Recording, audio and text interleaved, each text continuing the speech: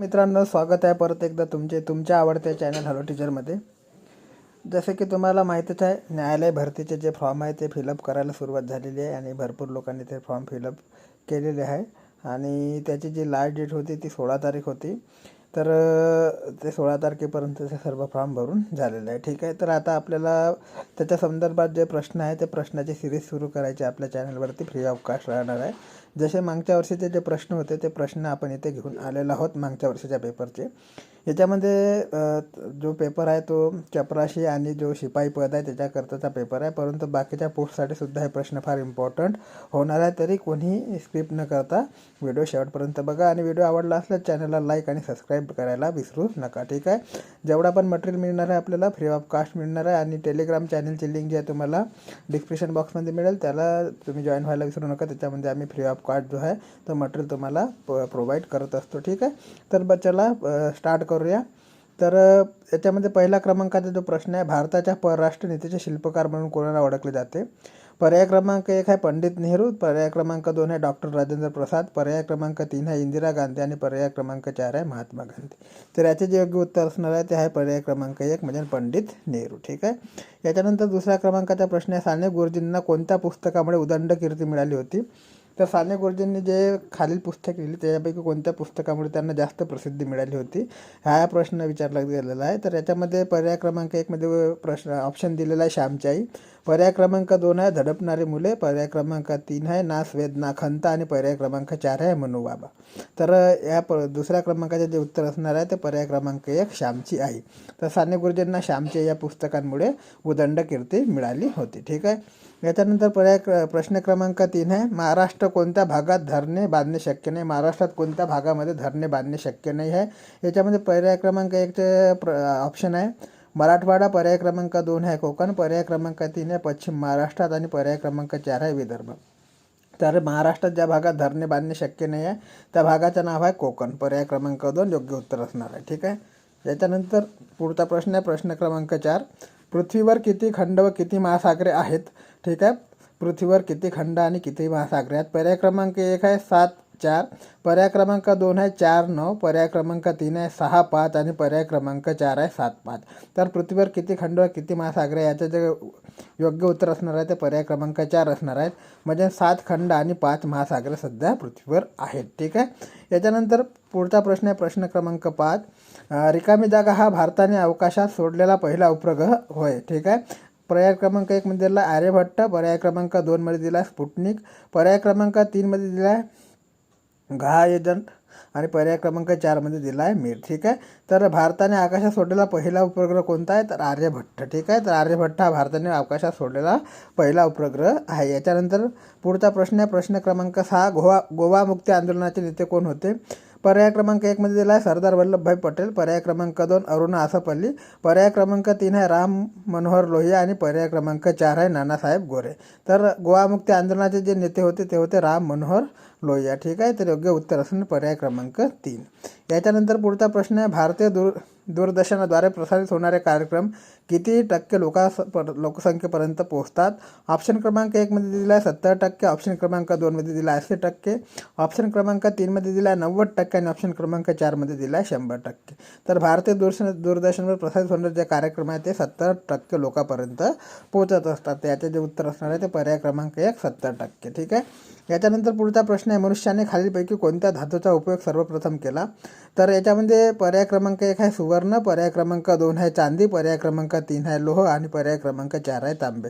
तर माणसाने जो धातू सर्वप्रथम यूज करायला सुरुवात केली त्याचे योग्य असणार आहे तो आहे पर्याय क्रमांक 4 म्हणजे तांबे. तांबे जो धातू आहे मनुष्याने सर्वप्रथम यूज करायला सुरुवात केली होती. ठीक आहे, याच्यानंतर प्रश्न क्रमांक 9 आहे, बॉम्बे हाय कशाच्या उत्पन्नासाठी प्रसिद्ध आहे? ऑप्शन क्रमांक 1 आहे कोळसा, पर्याय क्रमांक 2 आहे मासे, पर्याय क्रमांक 3 आहे खनिज वायू आणि पर्याय क्रमांक 4 आहे लोखंड. तर बॉम्बे हाय हे जे आहे ते कशासाठी प्रसिद्ध आहे? तर ऑप्शन क्रमांक 3 याचे योग्य उत्तर असणार आहे खनिज वायू. खनिज वायू करता बॉम्बे हाय प्रसिद्ध आहे. ठीक आहे, याच्यानंतर पुढचा प्रश्न आहे प्रश्न क्रमांक 10, निरोगी माणसाचा रक्तदाब एवढा असतो. म्हणजे निरोगी माणसाचा जो रक्तदाब असतो ते केवढा असतो असा हा प्रश्न विचारण्यात आलेला आहे. याच्यामध्ये पर्याय क्रमांक 1 मध्ये दिला 80/120, पर्याय क्रमांक 2 मध्ये दिला 120/80, पर्याय क्रमांक 3 मध्ये दिला 140/60 आणि पर्याय क्रमांक 4 मध्ये दिला 60/140. तर याचा जो योग्य उत्तर असणार आहे ते पर्याय क्रमांक 2 120/80. ठीक आहे.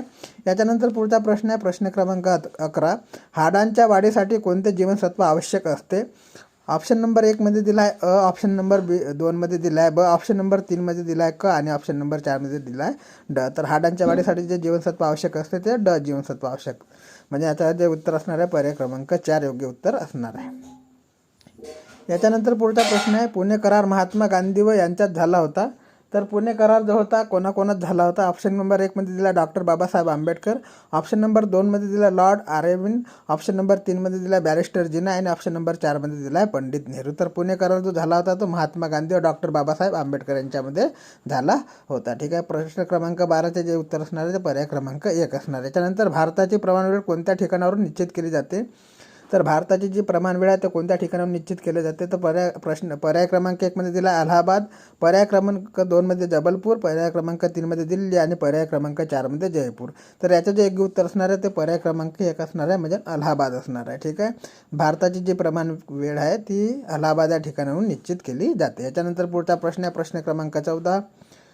सन 1857च्या उठावातील पहिला हुतात्मा म्हणून कोणाला ओळखले जाते? पर्याय क्रमांक 1 मध्ये दिला आहे दामोदर चाफेकर, पर्याय क्रमांक 2 आहे उमाजी नाईक, पर्याय क्रमांक 3 आहे वासुदेव बळवंत फडके आणि पर्याय क्रमांक 4 आहे मंगल पांडे. तर याचे जे योग्य उत्तर असणार आहे ते पर्याय क्रमांक 4 असणार आहे मंगल पांडे. तर मंगल पांडे यांना सन 1857च्या उठावातील पहिला हुतात्मा म्हणून ओळखले जाते.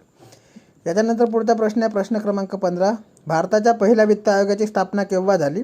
तर भारताच्या पहिल्या वित्त आयोगाची स्थापना केव्हा झाली? पर्याय क्रमांक 1 आहे 1956, पर्याय क्रमांक 2 आहे 1965, पर्याय क्रमांक 3 आहे 1951 आणि पर्याय क्रमांक 4 आहे 1948. तर याचे जे योग्य उत्तर असणार आहे ते पर्याय क्रमांक 3 म्हणजे 1951 असणार आहे.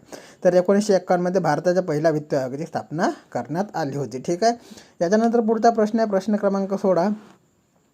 कोराडी अश्मिक विद्युत केंद्र कोणत्या जिल्ह्यात आहे? तर कोराडी अश्मिक विद्युत केंद्र कोणत्या जिल्ह्यात आहे? पर्याय क्रमांक 1 मध्ये दिला आहे वर्धा, 2 मध्ये दिला आहे जळगाव, 3 मध्ये चंद्रपूर आणि 4 मध्ये नागपूर. तर कोराडी जे अश्मिक विद्युत केंद्र आहे ते नागपूर जिल्ह्यामध्ये आहे. ठीक आहे. तर प्रश्न क्रमांक 16चे योग्य उत्तर असणार आहे पर्याय क्रमांक 4 नागपूर जिल्हा. याच्यानंतर पुढचा प्रश्न आहे 17व्या नंबरचा. ऊर्जेचे MKS पद्धतीचे एकक कोणते? तर याच्यामध्ये पहिला प्रश्न आहे अर्ग, दुसऱ्यामध्ये ॲपिकिना आहे, तिसऱ्यामध्ये न्यूटन आणि चौथ्यामध्ये जूल. तर प्रश्न क्रमांक 17चे योग्य उत्तर असणार पर्याय क्रमांक 4 जूल. ठीक आहे. याच्यानंतर पुढचा प्रश्न आहे प्रश्न क्रमांक 18. महाराष्ट्रातील राधानगरी वन्यजीवन अभयारण्य खालीलपैकी कोणत्या जिल्ह्यात आहे? ऑप्शन क्रमांक 1 मध्ये दिला आहे नाशिक, पर्याय क्रमांक 2 मध्ये दिला आहे पुणे, पर्याय क्रमांक 3 रायगड आणि पर्याय क्रमांक 4 कोल्हापूर. तर प्रश्न क्रमांक 18चे योग्य उत्तर असणार आहे त्या कोल्हापूर. ठीक आहे. महाराष्ट्रातील जे राधानगरी वन्यजीवन अभयारण्य आहे ते कोल्हापूर जिल्ह्यामध्ये आहे. ठीक आहे. याच्यानंतर पुढचा प्रश्न आहे प्रश्न क्रमांक 19. महाभियोग पद्धत कोणत्या देशाच्या घटनेवरून घेण्यात आली होती? तर ऑप्शन क्रमांक 1 मध्ये आहे अमेरिका, ऑप्शन क्रमांक 2 आहे जापान, ऑप्शन क्रमांक 3 आहे कॅनडा आणि ऑप्शन क्रमांक 4 आहे ऑस्ट्रेलिया. तर महाभियोग जो राष्ट्रपतीच्या विरोधात चालवला जातो तर याची जी पद्धत घेण्यात आली होती ती अमेरिकेच्या संविधानातून घेण्यात आली होती किंवा अमेरिकेच्या घटनेतून घेण्यात आली होती. त्याचे योग्य उत्तर असणार आहे पर्याय क्रमांक 1 अमेरिका असणार आहे. ठीक आहे. याच्यानंतर पुढचा प्रश्न आहे विमा क्षेत्रातील सुधारणेसंबंधी समिती कोणती? तर विमा क्षेत्रातील सुधारणा ज्या करण्यात आल्या त्याच्यासंबंधी सुचाव करण्यात आले होते किंवा सुधारणा करण्यासंबंधी जे सुचाव देण्यात आले होते ती समिती कोणती होती? ऑप्शन नंबर 1 मध्ये नायक समिती, ऑप्शन नंबर 2 मल्होत्रा समिती, ऑप्शन नंबर 3 स्वदानी समिती आणि ऑप्शन नंबर 4 व्यास समिती. तर याचे योग्य उत्तर असणार आहे ऑप्शन क्रमांक 2 मल्होत्रा समिती. ठीक आहे. याच्यानंतर पुढचा प्रश्न आहे 1920 मध्ये महाराणी लक्ष्मीबाई गर्ल्स हायस्कूलची स्थापना कोणी केली होती? प्रश्न क्रमांक 21चा जे पर्याय आहे ते पर्याय क्रमांक 1 आहे महात्मा फुले, पर्याय क्रमांक 2 आहे सावित्रीबाई फुले, पर्याय क्रमांक 3 आहे राजर्षी शाहू महाराज आणि पर्याय क्रमांक 4 आहे सयाजीराव गायकवाड. तर 1920 मध्ये महाराणी लक्ष्मीबाई गर्ल्स हायस्कूलची जी स्थापना केली होती ती राजर्षी शाहू महाराजांनी केली होती. म्हणजे याचे जे योग्य उत्तर असणार ते पर्याय क्रमांक 3 असणार आहे. ठीक आहे. याच्यानंतर पुढचा प्रश्न आहे प्रश्न क्रमांक 22. प्रश्न क्रमांक 22 आहे भारतातील बुलेट ट्रेन प्रकल्प या कोणत्या परदेशाच्या सहयोगाने विकसित केला गेला आहे. प्रश्न क्रमांक 22चे जे पर्याय आहे ते पर्याय क्रमांक 1मध्ये आहे फ्रान्स, 2मध्ये जपान, 3मध्ये जर्मनी आणि 4मध्ये चीन. तर बुलेट ट्रेनचं नाव ऐकलं सर्वप्रथम आपल्या डोळ्यासमोर जो देश येतो तो म्हणजे जापान. ठीक आहे, तर याचे जे योग्य उत्तर असणार आहे ते जापान असणार आहे. पर्याय क्रमांक 2 याचे योग्य उत्तर असणार आहे. याच्यानंतर पुढचा प्रश्न आहे प्रश्न क्रमांक 23. इंडियन इन्स्टिट्यूट ऑफ शुगरेकन रिसर्च कुठे आहे? तर इंडियन इन्स्टिट्यूट ऑफ शुगरेकन रिसर्च कुठे आहे? पर्याय क्रमांक 1मध्ये दिल्ली, 2मध्ये बंगळूर, 3मध्ये लखनौ आणि 4मध्ये सोलापूर. ठीक आहे, तर इंडियन इन्स्टिट्यूट ऑफ शुगरेकन रिसर्च कुठे आहे? तर याचे जे योग्य उत्तर असणार आहे त्या योग्य उत्तर असणार आहे पर्याय क्रमांक 3 लखनौ. ठीक आहे, याच्यानंतर पुढचा प्रश्न आहे पोवाडा हा महाराष्ट्रातील कशाचा प्रकार आहे? ऑप्शन नंबर 1मध्ये दिला आहे नृत्य, 2मध्ये पाकशैली, 3मध्ये पोशाख आणि 4मध्ये संगीत. तर पोवाडा हा महाराष्ट्रातील कशाचा प्रकार आहे? तर तो संगीताचा प्रकार आहे. तर ऑप्शन क्रमांक 4 याचे योग्य उत्तर असणार आहे. ठीक आहे, याच्यानंतर पुढचा आणि शेवटचा प्रश्न या व्हिडिओचा आहे राजस्थानमध्ये डेझर्ट फेस्टिवल म्हणजे कंसामध्ये मुरू महोत्सव ज्याला म्हणतात येथे आयोजित केला जातो म्हणजे कोणत्या शहरात आयोजित केला जातो? तर ऑप्शन क्रमांक 1 आहे जयपूर, ऑप्शन क्रमांक 2 आहे कोटा, ऑप्शन क्रमांक 3 आहे बिकानेर आणि ऑप्शन क्रमांक 4 आहे जैसलमेर. ठीक आहे, तर राजस्थानमध्ये डेझर्ट फेस्टिवल हा जो मुरू महोत्सव ज्याला आपण म्हणतो तो जैसलमेरमध्ये आयोजित केला जातो. तर त्याचे योग्य उत्तर असणारा पर्याय क्रमांक 4. तर अशी 25 प्रश्नाची आपली सिरीज इथे संपूर्ण होत आहे.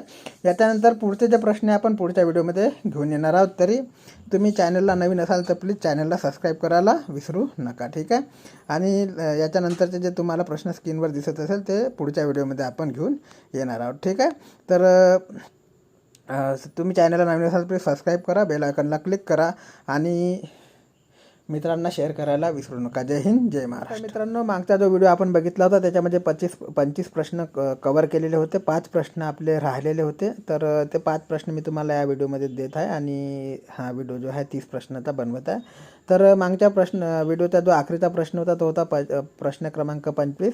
त्याच्यामध्ये होते राजस्थानमध्ये डेझर्ट फेस्टिवल म्हणजे मुरू महोत्सव कुठे आयोजित केला जातो असा हा प्रश्न होता. याच्यामध्ये ऑप्शन 4 दिलेले होते जयपूर, कोटा, बिकानेर आणि जैसलमेर आणि याचे जे योग्य उत्तर आपण बघितले होते ते पर्याय क्रमांक 4 म्हणजे जैसलमेर बघितलेले होते. याच्यानंतर पुढचा प्रश्न आता आपण बघणार आहोत जागतिक वारसा स्थळामध्ये युनेस्कोकडून समाविष्ट करण्यात आलेले कास पुष्प पठार महाराष्ट्रातील कोणत्या जिल्ह्यात आहे? ठीक आहे, याच्यामध्ये ऑप्शन क्रमांक 1 आहे पालघर, ऑप्शन क्रमांक 2 आहे सातारा, ऑप्शन क्रमांक 3 आहे नाशिक आणि ऑप्शन क्रमांक 4 आहे रत्नागिरी. तर याचे जे योग्य उत्तर असणार आहे ते ऑप्शन क्रमांक 2 म्हणजे सातारा असणार आहे. याच्यानंतर पुढचा प्रश्न आहे प्रश्न क्रमांक 27. आवृत्तबीज हे पुढीलपैकी कोणत्या वनांचे वैशिष्ट्य आहे? ऑप्शन नंबर 1मध्ये दिला आहे सूचीपर्णी वने, पर्याय क्रमांक 2 आहे सदाहरित वने, पर्याय क्रमांक 3 आहे पानझडी वने आणि पर्याय क्रमांक 4 आहे काटेरी वने. तर याचे जे योग्य उत्तर असणार आहे ते पर्याय क्रमांक 1 असणार आहे म्हणजे सूचीपर्णी वने. याच्यानंतर पुढचा प्रश्न आहे प्रश्न क्रमांक 28. आगा खान पॅलेस खालीलपैकी कोणत्या ठिकाणी आहे? ऑप्शन क्रमांक 1मध्ये दिला आहे पुणे, ऑप्शन क्रमांक 2 नाशिक, ऑप्शन क्रमांक 3 सातारा आणि ऑप्शन क्रमांक 4 मुंबई. तर आगा खान पॅलेस जे प्रसिद्ध आहे ते आहे पुण्यामध्ये आहे. ठीक आहे, म्हणजे पुणे जिल्ह्यामध्ये ते आहे. पर्याय क्रमांक 1 याचे योग्य उत्तर असणार आहे. याच्यानंतर पुढचा प्रश्न आहे प्रश्न क्रमांक 29. केसाने गळा कापणे या वाक्यप्रचाराचा अर्थ पुढीलपैकी कोणता आहे? तर 1 नंबरला दिला आहे त्रास देणे, पर्याय क्रमांक 2ला विश्वासघात करणे, पर्याय क्रमांक 3 केस कापणे आणि पर्याय क्रमांक 4 खून करणे. तर केसाने गळा कापणे या वाक्यप्रचाराचा अर्थ होतो विश्वासघात करणे. पर्याय क्रमांक 2 याचे एक उत्तर असणार आहे. याच्यानंतर पुढचा प्रश्न आहे खालीलपैकी तोंड वाजवणे म्हणजे काय? तर ऑप्शन नंबर 1मध्ये दिला आहे वाद्य वाजवणे, 2मध्ये मारणे, 3मध्ये दिला आहे तोंडावर आपटणे आणि 4मध्ये दिला आहे बडबड करणे. तर तोंड वाजवणे म्हणजे याचा जो अर्थ होता तो पर्याय क्रमांक 4 होतो म्हणजे बडबड करणे होतो. ठीक आहे, तर आमच्या चॅनलला नवीन असाल तर प्लीज सबस्क्राईब करायला विसरू नका आणि लाईक करायला विसरू नका. चॅनलला नवीन असाल तर प्लीज चॅनलला सबस्क्राईब करा, बेल आयकॉनला क्लिक करा आणि मित्रांसोबत शेअर करायला विसरू नका. सोबतच टेलिग्राम चॅनलला जॉईन व्हायला विसरू नका. त्याच्यामध्ये फ्री ऑफ कास्ट तुम्हाला जो आहे तो परीक्षेचा मटेरियल मिळणार आहे. कोणत्या पण परीक्षा महाराष्ट्रात होत असो किंवा देशात होत असो. ठीक आहे, तरी चॅनलला सबस्क्राईब करायला विसरू नका. जय हिंद, जय महाराष्ट्र. Yeah.